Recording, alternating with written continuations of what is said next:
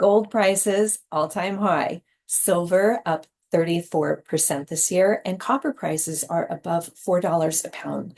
Those are pretty high prices for these commodities. And yet, many of the miners, including and especially the junior miners, are trading for a pretty low price. So, is this a golden opportunity? I am going to ask all of this and more of seasoned gold, copper, and silver mining veteran, Rob McEwen. He's the chief owner of McEwen Mining. He's been in the business for decades now. He's won many awards for being quite the innovator. And he has a new project in Argentina that he's calling the first regenerative copper mine in the world. So what does all this mean in terms of, the clean energy revolution, copper prices, copper mining, the environmental footprint of that, and what he's doing to mitigate that, and also should you invest? All this and more in just a few minutes when I introduce my guest today, Rob McEwen. And today is December 13th, 2024. I'm your host, Natalie Pace, and you can always watch this interview and other interviews and other commentary at youtube.com/Natalie Pace. And of course, reach out to us, info@nataliepace.com. Okay, we'll see you just a moment with Rob McEwen. So congratulations on a number of things. I did forget to mention that you have won so many awards for your philanthropy and also for innovation. So just wanted to say congrats on that and on the environmental permit for McEwen Copper. That's a Thank new you very much. development, right? It's a huge development. It is one of the big milestones we need to put the deposit into production. So we're waiting for the feasibility study, which will be probably in April of next year, Right. and some engineering work for about a year, and then we start putting a shovel in the ground and in production at the end of the decade. At the end of the decade. Wow, that's a long process, huh? It's a big mine. And yeah, well, mining does take a while. It's sometimes I liken it to watching paint dry, it seems, compared to the high-tech business and other areas. Right, right. But this is such an important part of the current landscape of today. For copper is used in electric vehicles, it's such a great conductor of electricity. So this is not something that's going to be out of favor, right? It's continuing to be more and more in demand. It's really the backbone of civilization. When you think of big data farms, you look at communication systems, you look at urbanization, just conducting electricity. And it sometimes is overlooked in terms of its importance. But right now, we're looking at supply and demand equations where there appears to be a projected deficit of supply. So I think we're in a sweet spot right now. This is all good. Also, I was looking at, I mean, Argentina this year suffered a slight recession, but did they elect the politician that you were hoping they were to elect? And what do you think of the political landscape? I've seen that they're projecting 5% GDP growth for Argentina next year. They did elect the candidate I wanted to see elected. He's libertarian by nature. He's worked for one of the billionaires in Argentina. He's an economist by training, was in a rock group, had a television show. Wow, Renaissance man. He got elected by the youth. Wow. I really think that they were fed up with the people running the country and saying we need a change. And so he's been able to generate surplus, monthly surpluses. He's reduced the inflation rate. Um, there's quite a bit of austerity in the country, but he's moving in the right direction. And he was an outsider with low odds of getting elected. And then when he got elected, there were low odds of getting his legislation through to encourage large foreign investments. And Right. that got approved at the federal, the municipal, and the provincial levels. So it's all Wow. going ahead. And I mean, he is recognizing there's a large economic multiplier in some of the large extractive industries. So trying to attract those dollars from outside. I know the State Department went down in August and signed a memorandum of understanding to develop their mineral resources. Wow. Uh, you've got Elon Musk running around between Washington and Buenos Aires. He made friends with Milei, um, and there's a connection going on there. Um, it's interesting. Met with him for an hour in April, and he just laid out everything he wanted to do. And I said, if you can execute on all of that, that'll be good for the country. Yeah. So, Yeah, well, it's looking like it next year is going to be the sweet spot in South America in terms of GDP growth if, things continue in the right way. Can we just talk real quickly, because you've talked about how big this copper resource that you have there in Argentina is. I mean, you often talk about it in terms of years, right? Years of resource or whatever. So what can you tell us so that we can kind of understand just how big this resource that you have there is? all right. Well, based on our production profile right now, we're looking to mine for 27 years, and that's only mining a little less than 40% of the resource we have there. Wow. So it's probably multi-generational. It's low cost. Right now, it's projected to produce copper at $1.02 a pound, and copper's trading at about $4.05 a pound. So you've got a 75% gross margin. Um, it'll be producing 400 million pounds of copper a year. So that's revenue. Today's price is a little over 1.6 billion a year at a cost of 400 millions. Right. So large cash flow. It's a different model than the conventional mines out there, and that's what really excites me about it, that we could be creating a model for mines of the future. So we have an arrangement with YPF, which is a large power provider in Argentina, to Right. supply us 100% um, source electricity from renewable sources. So wind, hydro, solar. Um, will be compared to a comparable size mine, conventional, will be using less than a quarter of the water, will be releasing 1/10 the carbon, and we hope to be, well, we plan to be carbon neutral by 2038. So, and it's a design that puts some beauty on the hillside rather than just a big hole. And looking at an accommodation that's enclosed in a translucent structure, it's terraced similar to what the Incas did to cultivate their gardens. It would have hanging gardens in it, grow a lot of its own produce, process its own water, um, and put a better quality water going downstream that currently is there. So Wonderful. there'll be no tailings either. So there's no sort of imagined or actual threat of a tailings dam breaking and getting into the water system and affecting downstream communities. Great. And I'm assuming that people can go to McEwen Copper's website and learn a lot more about all of these things that we're talking about today, right? If they wanted to dive deeper into it. It's exciting. I know, that you've always been a friend of my other project, Earth Gratitude. So I know this is really close to your heart. And it's nice to see, because mining's a pretty dirty business. It's nice to see you kind of innovating here, but you're an innovator at heart too, aren't you? I don't like to follow the path everybody's taken. Yeah. Yes.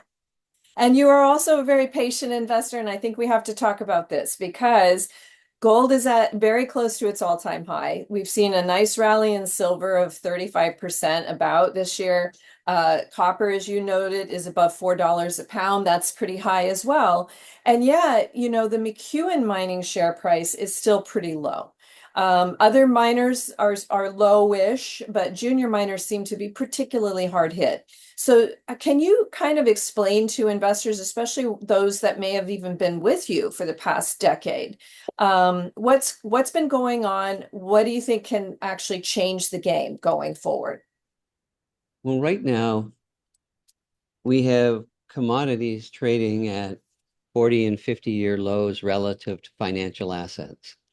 So that's only happened a couple of times. So on one side, I think the timing's right to be looking at precious metals and other commodities.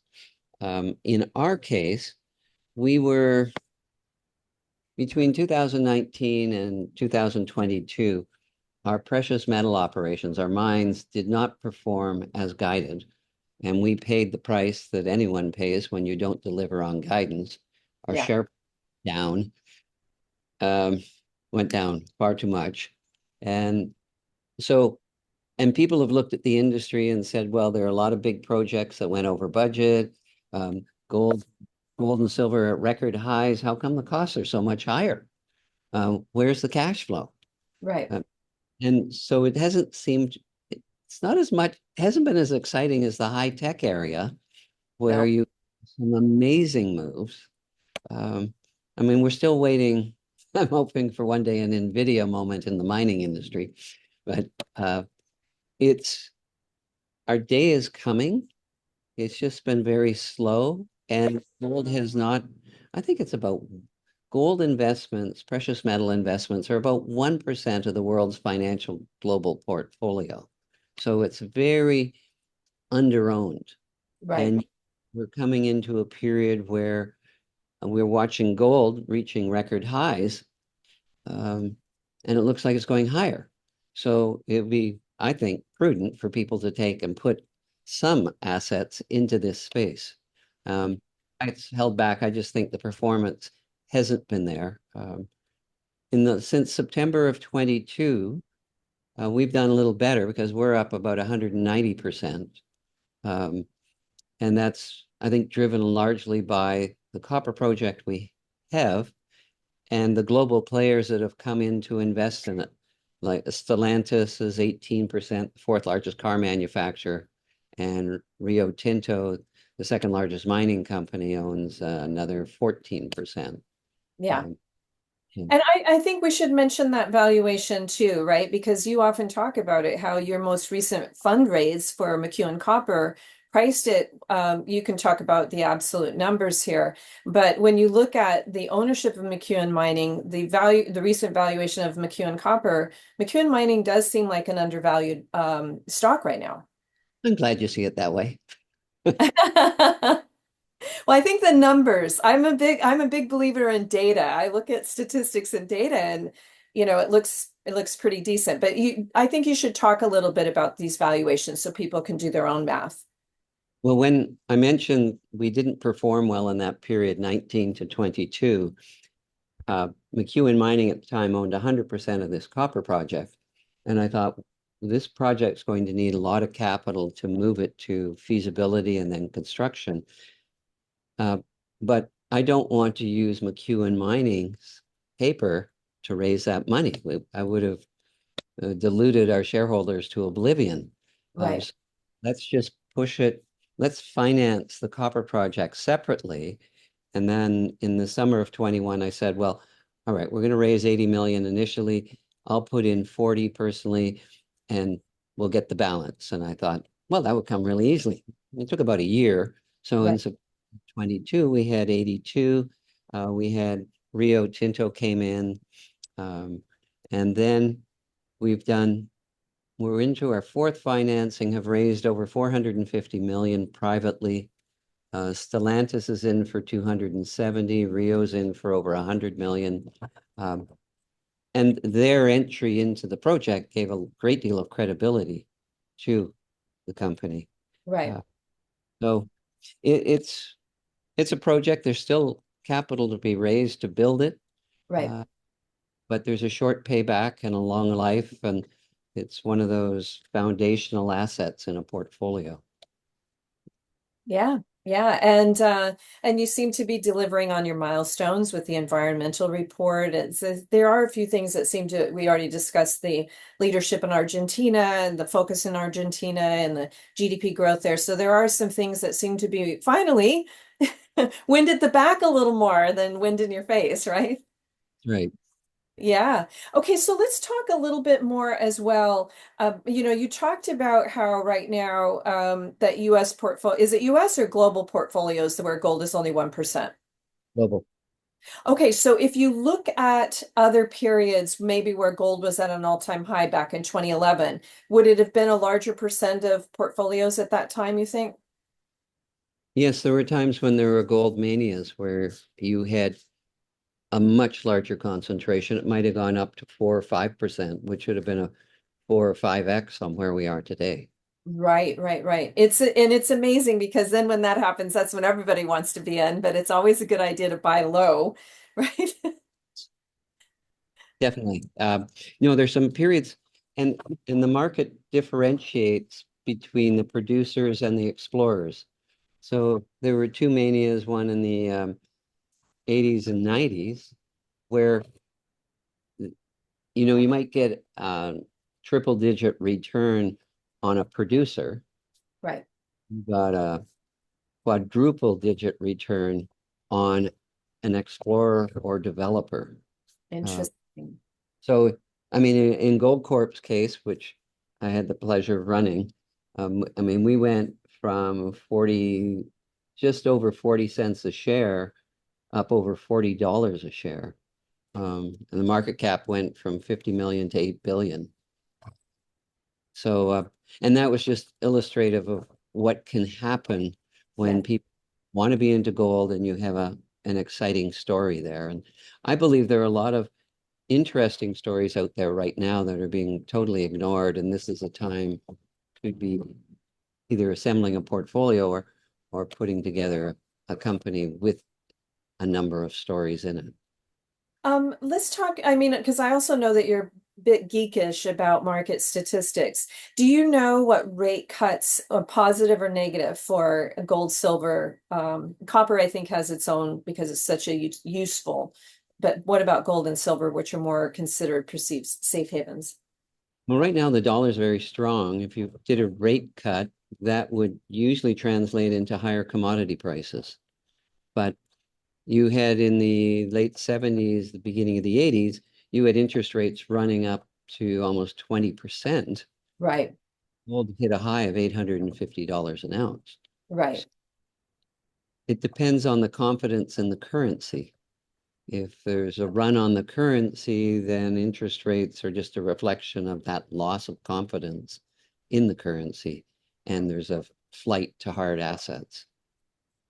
And that's another thing too, we talk about like when stocks soar, people are not as worried about their money. They think, oh, I can just make money by investing in an artificial intelligence. And then when stocks sink, people get a little bit more swooning over the gold, right? That's right. That's right. What about geopolitics and war? Do you think that that's positive or negative for commodities like gold, silver, and even copper? Because maybe supply chain issues or Well, geopolitics is certainly disrupting supply chains, and people, large manufacturers are scrambling to find new sources that they feel are safe and secure and yeah, reliable. Um, War is not good for anybody. Um, there are metals used for war, um, but trade wars and the future battles that are happening uh, tend to slow down the economic activity. Everything's put on hold for a while to see what's happening. right. So it's a difficult question, Natalie. Um, I haven't lived through a big war. I've read accounts of it.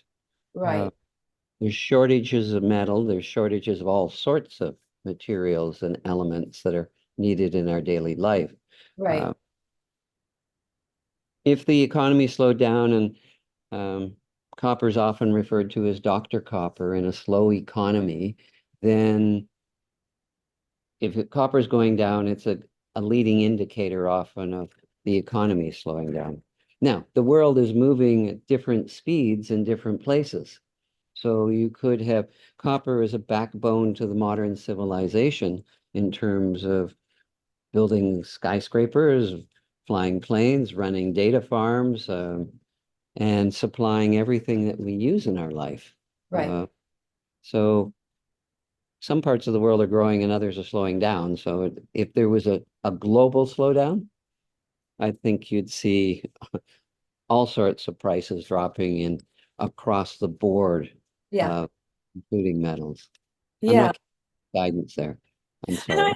well, I mean, in my studies, I've seen that too, that in the beginning of any type of downturn, we see that it affects everything. And as you said, copper can usually happen even before we start seeing the weakness in stocks and equities.